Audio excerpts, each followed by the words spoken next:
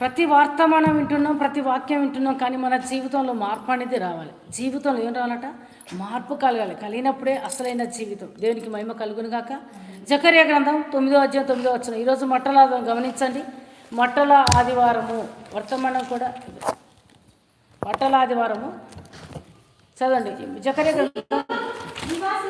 సియోను నివాసులారా బహుగా సంతోషించుడి, యెరూషలేము నివాసులారా ఉల్లాసముగా ఉండుడి. నీ రాజు నీతిపరుడును రక్షణ గలవాడును నీతి గల దీనుడై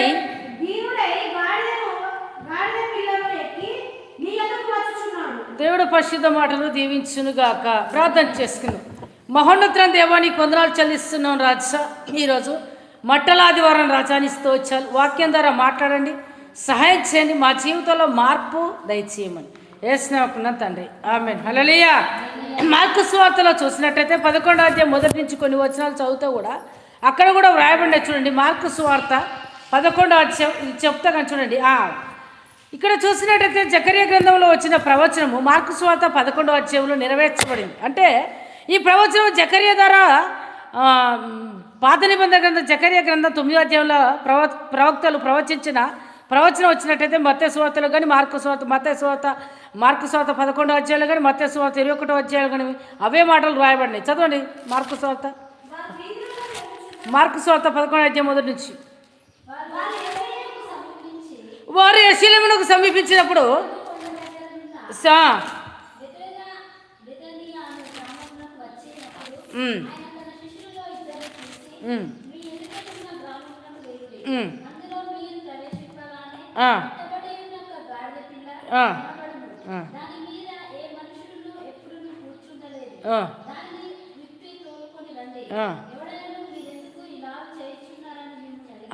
అది ప్రభునకు కావాల్సి ఉన్నదని చెప్పుడి. తక్షణమే అతడు దాన్ని ఇక్కడికి తోలి పంపునని మీతో వారితో చెప్పను.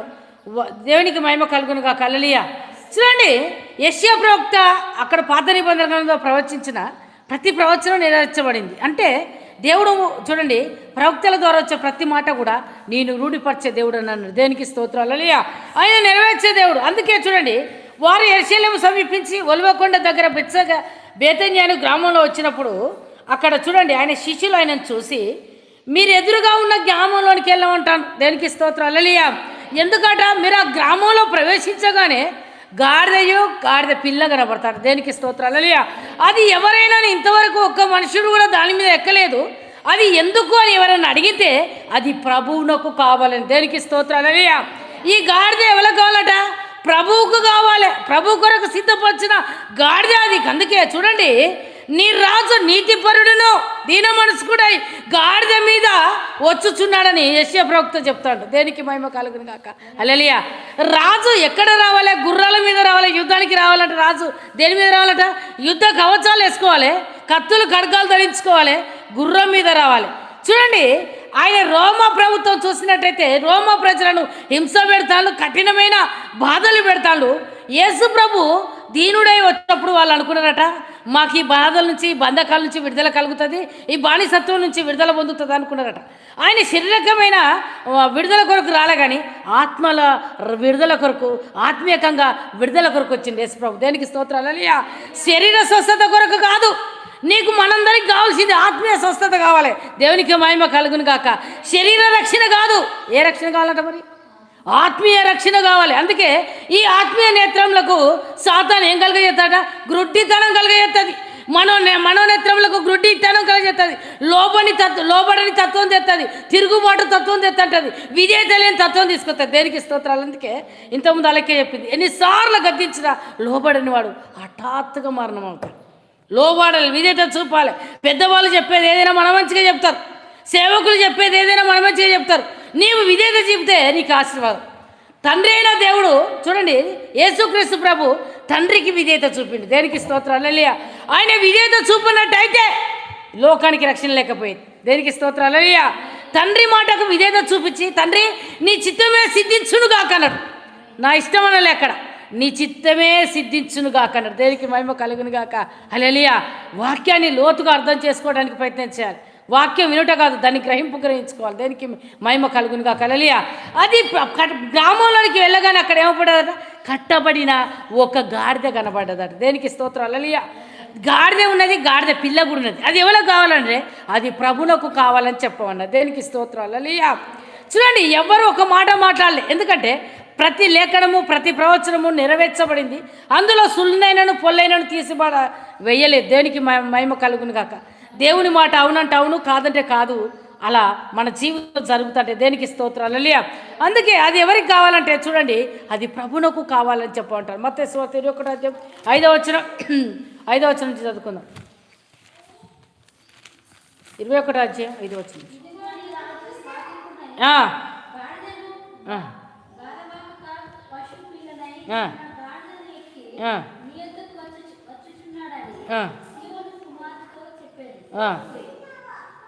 ఆయన చూడు అన్నది, శిష్యులు వెళ్ళి యేసు తమకు ఆజ్ఞాపించిన ప్రకారం చేసి ఆ గాడిదను దాని గాడిద పిల్లలు తోలుకొని వచ్చి దాని మీద తమ బట్టలు వేయగా ఆయన బట్టల మీద కూర్చుండి జనసమూహంలో అనేకులు తమ బట్టలు దారి పొడుగునా పరిచిది, కొందరు చెట్ల కొమ్మల నరికి దారి పొడుగున పరిచిది.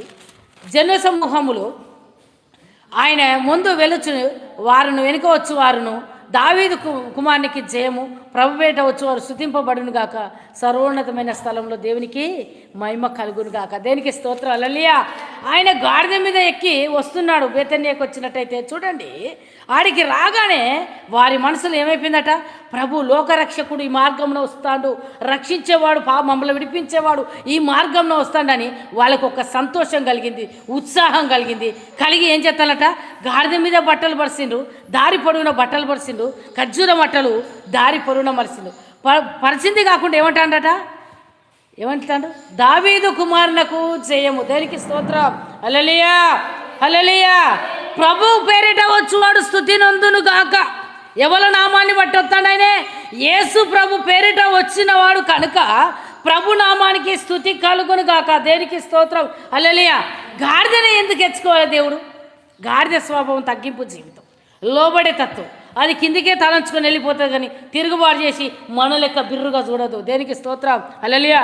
ఒక్క మాట చెప్పినంటే నాకేసి మీరు ఎంతమంది చూస్తారో. దేనికి స్తోత్రం హల్లెలూయా. చూడండి, దానికి లోబడే తత్వం. దాని మీద ఇసిన బట్టలు వేసినా, రోళ్ళు పెట్టినా, రోకలు బండలు పెట్టినా, ఇసురోతులు పెట్టినా కూడా మోసుకొని వెళ్ళిపోతుంది. కానీ నేను ఇంత బరువు మోస్తానా, అంత బరువు చేస్తానా, ఇంత ఎట్టి సాకిరి నేను చెయ్యలేదని అనదు. దేనికి స్తోత్రం హల్లెలూయా. అయితే చూడండి, దాని దీనత్వానికి గుర్తు. మన లోపల కూడా తగ్గింపు స్వభావం ఉండాలి. ఎలా ఉండాలంటే, సుంకర్ లాంటి జీవితం ఎవరి లోపల ఉంటుందో వారి కుటుంబాలు దీవించబడును గాక హల్లెలూయా. తగ్గించుకోవాలి అన్ని విషయంలో కూడా. దేవునికి సబ్బు బట్టలు పెడుతున్నప్పుడు అయ్యో నేను అరిగిపోతాను కదా, నేను పోతాను కదా, నేను మొత్తం అరుగుతాను కదా అనే సబ్బు బాధపడితే అక్కడ బట్టలు తెల్లబడాయి. దేనికి స్తోత్రం హల్లెలూయా. ఒకటి శుద్ధి చేయాలంటే ఒకటి ఏం చేయాలంట, కరిగిపోవాలి. దేనికి స్తోత్రం హల్లెలూయా. అయితే చూడండి, ఆయన గాడిద మీద కూర్చొని వచ్చే సమయంలో చూసినట్టయితే వారు దారి పొడుగున ఖర్జూర మట్టలు పరుచుకుంటూ, కొబ్బరి మట్టలు వేసుకుంటూ, అంతేగా అక్కడ వస్త్రాలు పరుచుకుంటూ వస్తున్నట. గాడిదకి ఒక తలంపు వచ్చేసిందట. దేనికి స్తోత్రం హల్లెలూయా. ఎన్నడైనా బూడిదల బండేది, ఎక్కడో పనికిమాల స్థలాల్లో బండేది గాడిద, లేకుండా మంచి స్థలాల్లో పడుకుంటుంది గాడిద. ఎక్కడన్నా చూడండి, పడుకునే గాడిద అనుకుంటుందట కదా. అంటే ఈ ప్రజలు నన్ను చూసి ఎంత గౌరవిస్తారు. దేనికి స్తోత్రం హల్లెలూయా. అహా ఉండొద్దు, గర్వం ఉండొద్దు, అతిశయం ఉండొద్దు. దేవుని బట్టి మాత్రమే మనకు అతిశయం ఉండాలి. దేనికి స్తోత్రం హల్లెలూయా.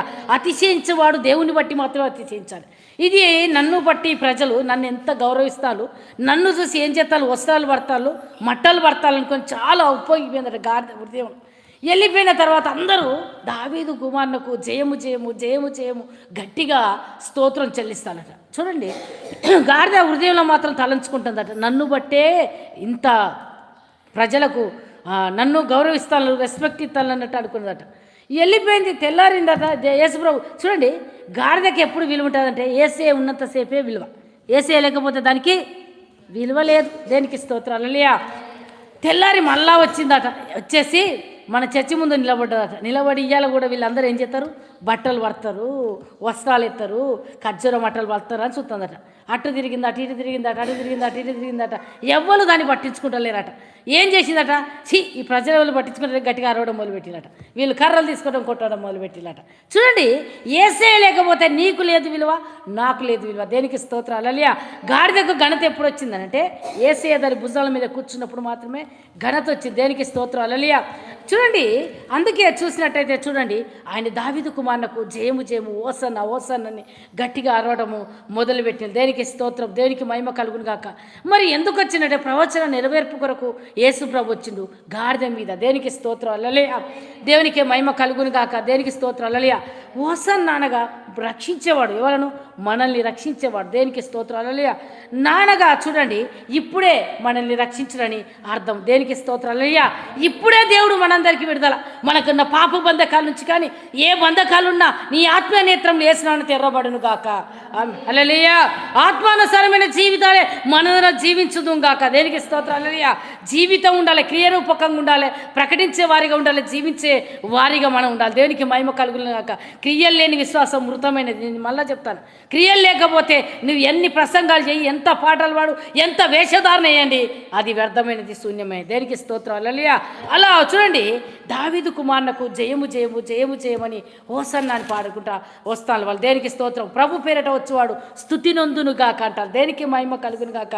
హల్లెలూయా హల్లెలూయా హల్లెలూయా హల్లెలూయా హల్లెలూయా. దేనికి స్తోత్రం. హల్లెలూయా హల్లెలూయా దేవునికి మహిమ కలుగును గాక. దేనికి స్తోత్రం. హల్లెలూయా చూడండి, ఇక్కడ చూసినట్టయితే ఖర్జూర మట్టలు దేనికి సూచనగా ఉన్నాయంటే చూడండి, విజేత గౌరవానికి సూచనగా ఉన్నాయి. ఒక గౌరవాన్ని, ఒక అధికారం వస్తానంటే, ఒక నాయకుడు వస్తానంటే ఇచ్చినట్టు కాదు, ఒక రాజు. దేనికి స్తోత్రం. హల్లెలూయా ఆయన రాజులకు రాజు. గాడిద మీద ఆయన ఎట్లా వస్తాడట, ఆశుండే వస్తాడట. దేనికి స్తోత్రాలు. హల్లెలూయా గౌరవప్రదానికి సూచనగా మనమైతే సాల్వలు కప్పుతాం, కానీ ఈయనకు చూడండి దారి పొడవునట. ఎక్కడనట, దారి పొడవున పడతాడట. దేనికి స్తోత్రం. హల్లెలూయా అయితే చూడండి, అంతేకాకుండా విజేతని ఇచ్చేది, విజయానికి సూచనగా ఉండేది, గౌరవానికి సూచనగా ఉండేది. దేనికి స్తోత్రం. హల్లెలూయా అంతేకాకుండా రెండోది చూసినట్టయితే శాంతికి. ఆయన చూడండి, ఆయన పగను కోరుకోలే కానీ సమాధానాన్ని కోరుకున్నాడు. దేనికి స్తోత్రం. హల్లెలూయా పగ తీర్చుకుంటా నా పని అనుకుంటా, నేను తప్పించుకున్నా, నన్ను ఎవరు చూస్తలేరు, ఇక నా ఎవ్వరు చూడరు అనుకున్నాడు. కానీ ఒక దినం ఉన్నది ప్రతి ఒక్కరికి. దేనికి స్తోత్రం. తప్పించుకునే నాదుడు ఎవడు లేడు. దేనికి మహిమ కలిగిన గాక. మూడోది చూసినట్టయితే మన జీవితంలో సమర్పణ కలిగి ఉండాలి. దేనికి స్తోత్రం. హల్లెలూయా ఏం కలిగి ఉండాలట, సమర్పణ కలిగిన వారమైతే సమయ పాలన పాటిస్తాం. ఫ్రీ బస్ వద్దు, నాకు ఏదొద్దు, నేను కరెక్ట్ టైంకి వస్తా చర్చికి. దేనికి స్తోత్రం. హల్లెలూయా లేదన్నా పైసలు లేవు, ఫ్రీ బస్ వస్తేనే చర్చికి వస్తా. దేవుడు కూడా అంటాడు, నువ్వు పాటిస్తారా నేను దీవిస్తాను. అర్థం చేసుకోండి మీరు. ఏదైనా కూడా ఆజ్ఞ అతిక్రమం పాపంలో వచ్చే జీతం మరణం రాయబడినది. సమయం అంటే సమయం పాటించుకోవాలి మీరు. అన్నీ ఫ్రీగా వస్తాయి. గాలి ఫ్రీగానే, నీరు ఫ్రీగానే, తిండి ఫ్రీగానే, అన్నీ ఫ్రీగానే, పానం కూడా ఫ్రీగానే పోతుంది, పైసలు పెట్టడం అవసరం లేదు. దేనికి స్తోత్రాలు. హల్లెలూయా దేవుని గణపరచుటకు కష్టపడుటకు ఎంత ప్రయాసమైనా పరిగెత్తుకొని రావాలి. దేనికి స్తోత్రాలు. హల్లెలూయా అన్నిటికీ సమయం పాటిస్తాం, కానీ దేవుని దగ్గరకు వచ్చేసరికి చెప్పండి 9 గంటలు పోకపోతే మిరపకాయలు 2 కిలోలు తక్కువ తీస్తారని 7 గంటలకే ఉరుకుతారు. దేనికి స్తోత్రం. హల్లెలూయా 9 గంటలు పోకపోతే సార్ నన్ను తీరుతాడు, తంబొత్తకపోతే నన్ను పన్నీనికి రానియడు, 400 పోతే ముందే ఉరుకుతావు. దేనికి స్తోత్రం. హల్లెలూయా తొడవలు ఇవ్వడానికి 8 గంటలకు ఆటో వచ్చి అక్కడ ఉన్నదంటే ఆటో ఎక్కనియడని ఏం చెప్తావు, ఈ పావు గంట ముందే పోయి కూర్చుంటావు. చర్చి మాత్రం 9:30 అంటే 10:30కు వచ్చి కూర్చున్నావు. దేనికి స్తోత్రం. హల్లెలూయా హల్లెలూయా చూడండి, మంచి సమర్పణ కలిగిన వారే ఉండాలి. దేవునికి మహిమ కలుగును గాక. హల్లెలూయా ఆయనే చూడండి, ప్రభు పేట వచ్చేవారు స్తుతి నొందును గాక. దేవుని మహిమపరిచేవారిగా, గణపరిచేవారిగా మనం ఉండాలి. దేనికి స్తోత్రాలు. హల్లెలూయా ఎందుకంటే అన్ని విషయాల్లో దేవునికి మాత్రమే మహిమ కలుగును గాక. ఎందుకంటే ఎందుకు ఆయన వస్తాడంటే, ఇక్కడ జయమని పలికిన వారే. గుడ్ ఫ్రైడే రోజు చూడండి, ఆ ముందు రోజు చూసినట్టయితే ఇతన్ని సిలువ వేయండి అని పలికారు. దేనికి స్తోత్రాలు. హల్లెలూయా ఎందుకు సిలువ వేయండి అంటే, యోహాను సువార్త 12:12 చూసినట్టయితే, గోధుమ గింజ భూమిలో పడినట్టయితే అది చత్తని మొలకెత్తితేనే ఆశీర్వాదాలు అభివృద్ధి ఉంటుంది, కానీ దానికి చావకపోతే అభివృద్ధి అనేది ఉండదు. దేనికి స్తోత్రాలు. హల్లెలూయా గోధుమ గింజ ఎక్కడ పడాలట, భూమిలో పడాలి. ఒక విత్తనం భూమిలో పడిన తర్వాత అది చనిపోతేనే ఏం చెప్తాడట, మళ్ళీ నూతనమైన మొక్క వచ్చిన తర్వాత విస్తారమైన పంట వస్తుంది. దేనికి స్తోత్రం, హల్లెలూయా.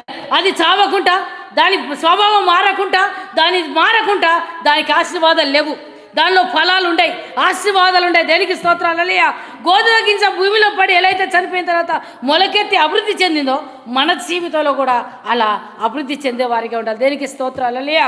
ఎందుకంటే చూడండి, అక్కడ రాయబడినది యూదుల రాజుకు జయము జయము జయము జయము అని, వారు ఓసన్నా జయము జయమని ఎట్లా పలుకుతారట, గట్టిగా అర్థాలట. హల్లెలూయా చెప్పమంటే ఒక చెయ్యెత్తినట్టు కాదు, రెండు హస్తములు పైకెత్తి నీకు ఇచ్చిన దాన్ని బట్టి. దేనికి స్తోత్రాలు, హల్లెలూయా. సంఘంలో ఆరాధన జరుగుతుంది. ఆరాధన జరిగే సమయంలో సంఘ పెద్ద ఎంతమంది దైవ సేవకుడు ఎన్నిసార్లు హల్లెలూయా చెప్పినా సంఘ పెద్ద ఏం చెప్తాడట, హల్లెలూయా అసలే చెప్తాడట. నేను ముందే చెప్తానండి, మీరు తలలో కట్టుకునే స్కార్పులు కొంచెం కూడా కదలొద్దు, నల్ల జుట్టు నాకు కొంచెం కూడా ఎవరిది కనపడద్దు. నేనే చెప్తాను కదా ముందుగా, సమయం పాటించకపోతే ఎవరైనా దోషులే, నేనే దోషిని. నల్ల జుట్టు పోకుండా 2 ముళ్ళు వేసిన నేను చూసినా, ఊక మీరు ఎగేసుకోవద్దు, గట్టిగా 2 అయ్యింది ముళ్ళు, స్కార్ప్ ఎక్కువనే ఉన్నది కదా. దేనికి స్తోత్రాలే. అయితే చూడండి, హల్లెలూయా పాస్టర్ గారు ఎన్నిసార్లు చెప్పినా కూడా సంఘ పెద్ద అస్సలే హల్లెలూయా చెప్తలేడట. పాస్టర్ గారు చూసిండ్రట, చాలా చూసారు. ఈ సంఘంలో ఉన్న అందరు వ్యక్తులు హల్లెలూయా చెప్తారు, కానీ మేక కోసిన తోక కోసిన గొర్రె లెక్క ఈయన ఒక్కడు మాత్రం చెప్తున్నాడు అసలే అనుకొని బాధపడతాడట. చాలా రోజులు అట్లా జరిగిన తర్వాత ఒక రోజు ఉదయకాలం లేసి సంఘ పెద్ద గారు బయటికి పోతున్నారట. ఊరవతల చూసినట్లయితే టెలిఫోన్ గొంతులు ఇంతే తీస్తారు, జానడి తీస్తారు కదా, జానడి వెడల్పు తీసి అందులో నుంచి పైపు లాగుతుంటారు. వీడు ఉదయకాలం చెంబు పట్టుకొని బయటికి పోతాడట. పోవడం కొంచెం చీకటి ఉండేది కదా, సరాసరి ఆ గుంతలు జారిపడ్డాడట. పడుడే 2 చేతులు పైకినేట, మనిషి మొత్తం కిందికి. దేనికి స్తోత్రాలు, హల్లెలూయా. అప్పుడు ఎవరో సుశీలు మన లాంటి వాళ్ళు, ఈ కేసీఆర్ లాంటి వాళ్ళకి ఇట్లా ఎవరో సుశీలట తీసి పైకి లాగేసిల్లట.